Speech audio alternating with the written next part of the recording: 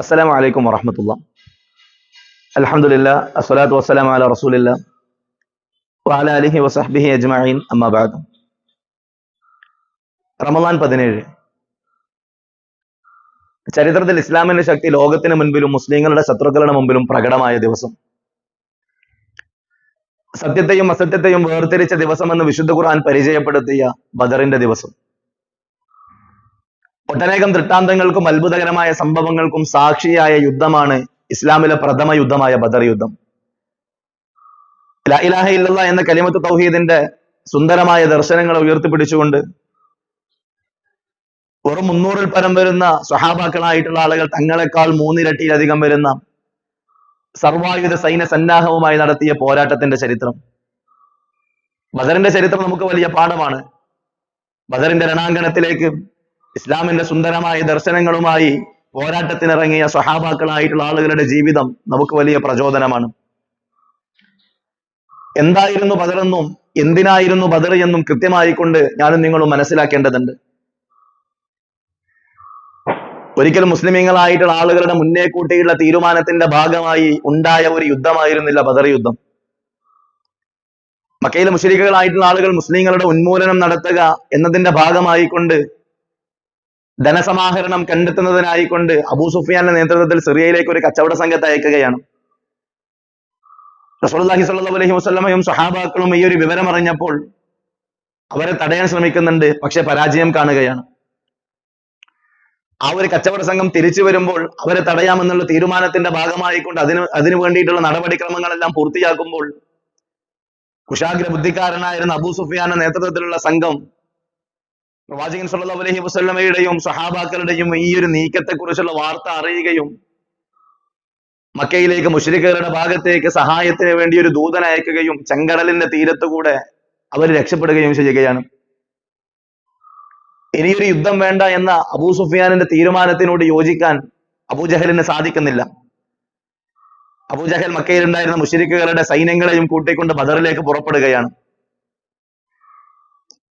1000-ഓളം വരുന്ന സൈന്യങ്ങളുമായിക്കൊണ്ട് ഒട്ടകങ്ങളും കുതിരകളും ഒക്കെയായി ആർത്തിരമ്പി വരുന്ന തിരമാല പോലെയുള്ള ഒരു വലിയ സൈന്യത്തെ കാണുമ്പോൾ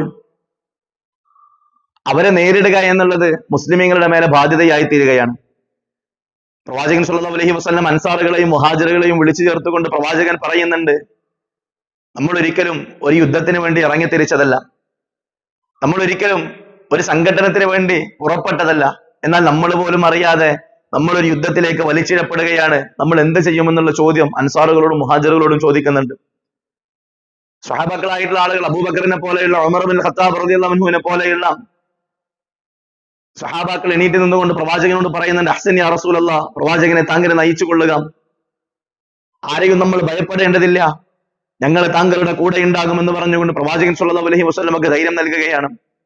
മിഖ്ദാദ് റളിയല്ലാഹു അൻഹു എണീറ്റ് നിന്നുകൊണ്ട് പറയുന്നുണ്ട്, മൂസ നബി അലൈഹി സ്വലാത്തു വസ്സലാമയുടെ ജനത മൂസ നബിയോട് കാണിച്ച പോലെയുള്ള ഒരു പ്രവർത്തനം ഞങ്ങൾ ഒരിക്കലും താങ്കളോട് കാണിക്കുകയില്ല, താങ്കളെ നയിച്ചു കൊള്ളുക, ഞങ്ങൾ താങ്കളുടെ കൂടെയുണ്ട്.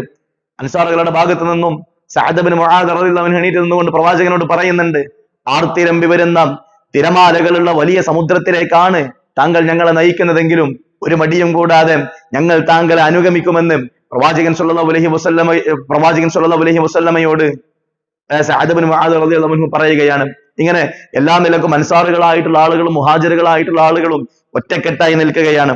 എല്ലാ തരത്തിലും സായുധരായ ഒരു സൈന്യമുണ്ട് എന്നുള്ള ധൈര്യത്തിലായിരുന്നില്ല, ആയുധങ്ങളുടെ വലിയ ശേഖരമുണ്ട് എന്നുള്ള ധൈര്യത്തിലായിരുന്നില്ല ഒരിക്കലും മുസ്ലിമീങ്ങളായിട്ടുള്ള ആളുകൾ ഇത്തരത്തിലുള്ള സംസാരങ്ങൾ സംസാരിച്ചത്. മറിച്ച് അവരുടെ ഹൃദയത്തിന്റെ അന്തരാളങ്ങളിലേക്ക് സന്നിവേശിച്ച ലാ ഇലാഹ ഇല്ലല്ലാഹ് എന്ന കലിമത്ത് തൗഹീദിന്റെ ആശയം കൊണ്ട് മാത്രമാണ്, അതിന്റെ ധൈര്യം കൊണ്ട് മാത്രമാണ് ഇത്തരത്തിലുള്ള സംസാരങ്ങൾ സംസാരിക്കുവാൻ മുസ്ലിം സമുദായത്തിന് കഴിഞ്ഞത്.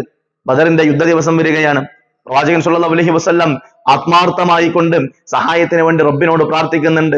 അള്ളാഹുവിന്റെ സഹായം മുസ്ലിം സൈന്യത്തിന്റെ ഭാഗത്ത് ലഭിക്കുകയാണ്. അള്ളാഹു സുബ്ഹാനഹു വ തആല പറയുന്നുണ്ട്, വലഖദ് നസറകുമുല്ലാഹു ബിബദരിൻ വഅൻതും അദില്ല, നിങ്ങൾ ദുർബലരായിട്ടുള്ള നിമിഷത്തിൽ അള്ളാഹു സുബ്ഹാനഹു വ തആല സഹായിച്ച ഒരു ദിവസം, അതുപോലെ തന്നെ ഇത് തസ്തഈസൂന റബ്ബക്കും ഫസ്തജാബ ലക്കും അന്നി മുമിദ്ദുക്കും ബിഅൽഫിൻ മിനൽ മലായികതി മുർദിഫീൻ.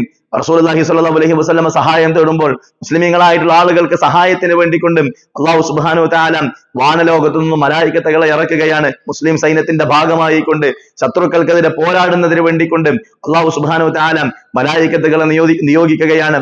തന്റെ കൂടാരത്തിൽ ഇരുന്നു കൊണ്ടും പ്രാർത്ഥനാ നിരതനായിരുന്ന റസൂലുള്ളാഹി സ്വല്ലല്ലാഹു അലൈഹി വസല്ലം പുറത്തേക്ക് ഇറങ്ങി വന്നുകൊണ്ട് പ്രവാചകൻ പറയുന്നുണ്ട്, ബശ്ശിറു യാ അബൂബക്കർ, ബശ്ശിറു യാ അബൂബക്കർ, അബൂബക്കറെ താങ്കൾ സന്തോഷിച്ചു കൊള്ളുക. ആ കാണുന്ന മലക്ക് മുകളിലായിക്കൊണ്ട് തന്റെ കുതിരയുടെ കടിഞ്ഞാണും പിടിച്ചുകൊണ്ട് ബദറിന്റെ യുദ്ധഭൂമിയിൽ മുസ്ലിങ്ങളായിട്ടുള്ള ആളുകൾക്ക് വേണ്ടി യുദ്ധം നടത്തുന്ന അള്ളാഹുവിന്റെ മലായികത്തുകളെ നിയന്ത്രിക്കുന്ന ജിബ്രീലിനെ ഞാൻ കാണുന്നുണ്ട്. അതുകൊണ്ട് ബശ്ശിറു യാ അബൂബക്കർ, അബൂബക്കറെ താങ്കൾ സന്തോഷിച്ചു കൊള്ളുക. ബശ്ശിറു യാ മുഅ്മിനീൻ, മുഅ്മിനീങ്ങളെ താങ്കൾ സന്തോഷിച്ചു കൊള്ളുക എന്ന് റസൂലുള്ളാഹി സ്വല്ലല്ലാഹു അലൈഹി വസല്ലം പറയുന്നതായിക്കൊണ്ട് ചരിത്രത്തിന്റെ താളുകളിൽ നിന്ന് നമുക്ക് വളരെ വ്യക്തമായി കൊണ്ട് വായിച്ചെടുക്കാൻ കഴിയുന്ന കാര്യമാണ്. ഇങ്ങനെ എല്ലാ നിലക്കും മുസ്ലിമീങ്ങളായിട്ടുള്ള ആളുകൾക്ക് അല്ലാഹു സുബ്ഹാനഹു വ തആല സമാധാനം നൽകുകയാണ്. വലിയ വിജയം അല്ലാഹു സുബ്ഹാനഹു വ തആല സമ്മാനിക്കുകയാണ്. മുശ്രിക്കുകളായിട്ടുള്ള ആളുകൾ അമ്പേ പരാജയപ്പെട്ടു പോവുകയാണ്. പ്രിയപ്പെട്ട സഹോദരന്മാരെ, ബദറിന്റെ യുദ്ധവേളയിൽ ഇസ്ലാമിന്റെ സുന്ദരമായ ദർശനങ്ങൾക്ക് വേണ്ടി, കലിമത്ത് തൗഹീദിന് വേണ്ടി സധൈര്യം പോരാടിയ ബദരീങ്ങളായിട്ടുള്ള ആളുകളുടെ പ്രവർത്തനങ്ങളെ അന്യർത്ഥമാക്കുന്ന രൂപത്തിലുള്ള പ്രവർത്തനങ്ങളാണ് ഇന്ന് സമൂഹത്തിന്റെ നാനാഭാഗത്ത് നടമാടിക്കൊണ്ടിരിക്കുന്നത്. തൗഹീദി വിരുദ്ധ പ്രവർത്തനങ്ങളും ഒരുപാട് തരത്തിലുള്ള അനാചാരങ്ങളും സംക്രമിച്ചുകൊണ്ടിരിക്കുന്ന ഒരു കാലഘട്ടത്തിന്റെ മധ്യത്തിലൂടെയാണ് ഞാനും നിങ്ങളും ജീവിച്ചുകൊണ്ടിരിക്കുന്നത്. മക്കയിലെ ആ ഒരു യുദ്ധവേളയിൽ മുശ്രിക്കുകളുടെ നേതാവായ അബൂജഹൽ പ്രാർത്ഥിക്കുന്നത് റബ്ബിനോടായിരുന്നു. അതേപോലെ തന്നെ പ്രവാചകൻ സ്വല്ലല്ലാഹു അലൈഹി വസല്ലമ ആത്മാർത്ഥമായി കൊണ്ട് സഹായം തേടുന്നതും ലോകത്തിന്റെ രക്ഷിതാവായ റബ്ബ് സുബ്ഹാനഹു വ തആലയോട് മാത്രമായിരുന്നു. ഇവർ രണ്ടാളും തമ്മിലുള്ള ഏറ്റവും വലിയ വ്യത്യാസം എന്ന് പറയുന്നത്, മുസ്ലിമീങ്ങളായിട്ടുള്ള ആളുകൾ അള്ളാഹുവിനെ മാത്രം സ്വീകരിച്ചപ്പോൾ മുശ്രിക്കുകളായിട്ടുള്ള ആളുകൾ അള്ളാഹുവിന് പുറമെ മറ്റാരാധ്യന്മാരെ കൂടെ ഈ ഒരു കാര്യത്തിന് വേണ്ടി സ്വീകരിച്ചു എന്നുള്ളതാണ്. പ്രവാചകൻ സ്വല്ലല്ലാഹു അലൈഹി വസല്ലമ പ്രവാചകന്റെ അധ്യാപനം ഇവിടെ വളരെയധികം പ്രസക്തമാണ്. ഇദാ സഅൽത ഫസ്അലില്ലാ, നിങ്ങൾ ചോദിക്കുകയാണെങ്കിൽ റബ്ബിനോട് ചോദിക്കുക. വഇദസ്തഅൻത ഫസ്തഇൻ ബില്ലാഹ്, നിങ്ങൾ സഹായം തേടുകയാണെങ്കിൽ റബ്ബിനോട് സഹായം തേടുക എന്നുള്ളത് ഈ ഒരു ബദർ ദിനവുമായി ബന്ധപ്പെട്ടുകൊണ്ട് നമ്മുടെ നാട്ടിൽ നടക്കുന്ന ഒരുപാട് തരത്തിലുള്ള അനാചാരങ്ങൾ, ഒരുപാട് തരത്തിലുള്ള മോശപ്പെട്ട പ്രവർത്തനങ്ങൾ ഒരിക്കലും ഇസ്ലാമിന്റെ ഭാഗമല്ല എന്ന് ഞാനും നിങ്ങളും കൃത്യമായി മനസ്സിലാക്കേണ്ടതുണ്ട്. എന്തിനായിരുന്നു ബദരീങ്ങളായിട്ടുള്ള ആളുകൾ പോരാടിയത്? എന്തിനായിരുന്നു പ്രവാചകൻ സ്വല്ലല്ലാഹു അലൈഹി വസല്ലമ അഹോരാത്രം പണിയെടുത്തത്? ആ ഒരു വഹ്ദാനിയത്തിന്റെ പാശത്തെ മുറുകെ പിടിച്ചുകൊണ്ട് ജീവിതാന്ത്യം വരെ ജീവിക്കുവാൻ നമ്മളെ കൊണ്ട് സാധിക്കേണ്ടതുണ്ട്. സമൂഹത്തിൽ നടക്കുന്ന ബിദ്അത്തുകളും സമൂഹത്തിൽ നടക്കുന്ന അനാചാരങ്ങളും ബദറുമായി ബന്ധപ്പെട്ട് നടക്കുന്ന ഒട്ടനേകം തരത്തിലുള്ള തൗഹീദി വിരുദ്ധ പ്രവർത്തനങ്ങൾ പ്രവാചകൻ സ്വല്ലല്ലാഹു അലൈഹി വസല്ലമയുടെ അധ്യാപനങ്ങൾക്ക് ഘടകവിരുദ്ധമാണെന്ന് മനസ്സിലാക്കിക്കൊണ്ട് വഹ്ദാനിയത്തിന്റെ സുന്ദരമായ പാതയിലൂടെ സഞ്ചരിക്കുവാൻ നമുക്ക് സാധിക്കേണ്ടതുണ്ട്. അല്ലാഹു സുബ്ഹാനഹു വ തആല നമ്മെ അനുഗ്രഹിക്കുമാറാകട്ടെ. വസല്ലല്ലാഹു അലാ നബിയിന മുഹമ്മദിൻ വൽഹംദുലില്ലാഹി റബ്ബിൽ ആലമീൻ. വസ്സലാമു അലൈക്കും വറഹ്മത്തുള്ളാഹി വബറകാതുഹു.